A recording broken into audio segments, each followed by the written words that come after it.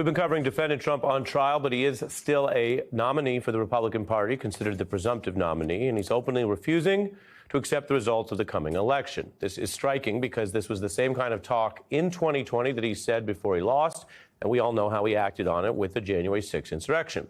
He caveats it by saying if everything's honest, he'll gladly accept. Trump is casting doubt, though, on an election that is over 6 months away. And then what we see is important. It's not just that history repeats itself. History often gets worse. That's why it matters whether people in positions of accountability or responsibility draw lines and hold them or not.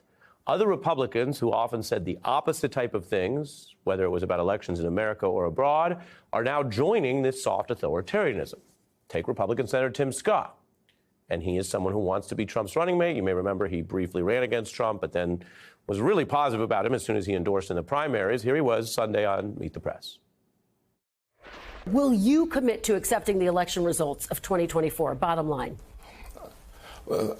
At the end of the day, the 47th president of the United States will be President Donald Trump, and I'm excited to get back to low inflation, low unemployment. Wait, Senator, yes or no? Yes or no? Will you accept the election results of 2024 no matter who wins? That is my statement.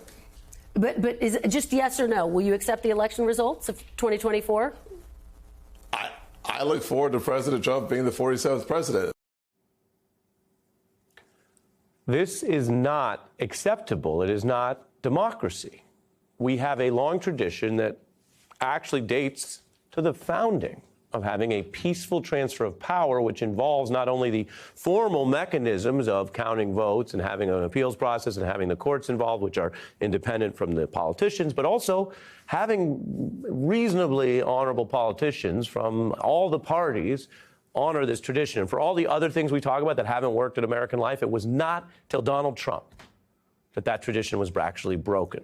I guess you could count the Civil War as well. But again, on the election front, on the peaceful transfer of power, in the modern era, it was Trumpism. Now you have other Republicans, like Senator Cotton, also simply lying about or minimizing what we all know and saw happened on the 6th.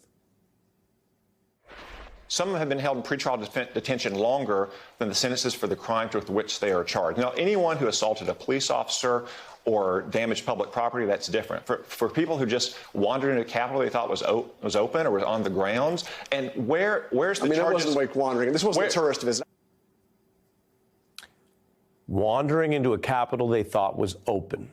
That is a blatant lie. It's not just false. If somebody you know that you talk to says, I saw that on a podcast, I think it's the case, they might just be confused. That's how propaganda works. Some people believe it. Tom Cotton was a part of bringing that level of violence. He was a part of trying to create the confusion around whether they could steal the election on the 6th, which wasn't actually going to be physically possible, but he fed that. He had his famous encouragement of it.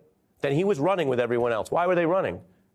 They were running because they weren't worried about people who wandered into the Capitol as peaceful tourists. They were running because they understood that even those MAGA fans might assault, batter, beat, or murder them. It is that literal.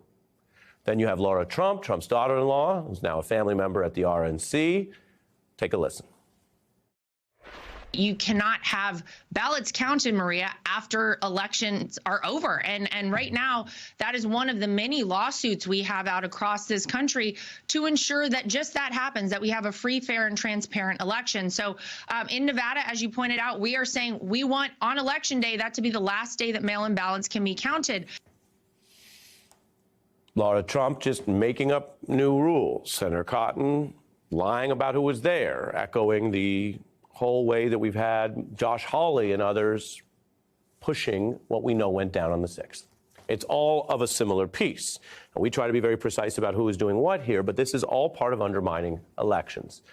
Other right-wing figures are blatantly invoking Nazi rhetoric. They're talking about other individuals or citizens or people in America being subhuman. We have one donor retreat here where VP hopefuls and other top Republicans were there. This isn't just some random meeting we found. And the Biden administration was falsely likened to the Gestapo.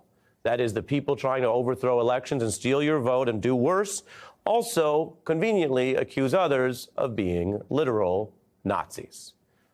For a look at this with some history and rigor, we have Che Day right here on the beat, where we are joined by Che Komanduri, a veteran of the Obama campaign and a thoughtful person, not just a cartoon. Good to be here. Good to have you. Thank you. Although you are also a cartoon here.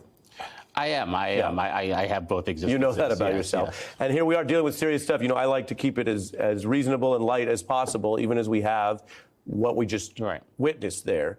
How does this figure into widening the number of people who are in advance softening the ground for potential attacks on the outcome of the election, whatever they may be? It's possible Trump could win. It's possible he could lose. Right.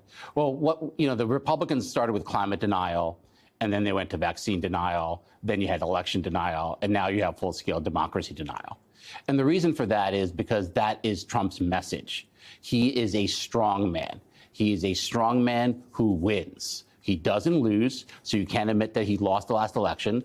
Any election that he does lose must be denied. It must be shown as being rigged. Any prosecution must be shown as being a witch hunt. It all goes to his strongman rhetoric, his strongman persona, and his strongman message in this election. So I have a deep question for you, but I think you can handle deep political questions. Does it even matter who believes the denialism versus who is just using it as propaganda? Oh, it does. What you just said brings up a very famous line by Kurt Vonnegut, who said, we must be very careful who we pretend to be, because we might end up. I didn't know that one. That's good. It's from, I think, the book Mother Night. And so, the masks that we wear can turn into our own faces over time. Deep. And that is exactly what Trump has done in transforming the GOP. I mean, what you're seeing with Tim Scott is the equivalent of a Casa Nostra induction ceremony. Yeah. James Comey said what you do in that ceremony is you have to convince the Don, the mafia Don, that you have what it takes to be a made man. Here, Trump is saying, do you have what it takes to lie on my behalf? Do you have what it takes to deny on my behalf? Yeah. Well, I think when you saw Tim Scott, he actually wasn't very good at it, to be honest with you. No, it was clumsy. Yeah, it was very clumsy. It was not smooth.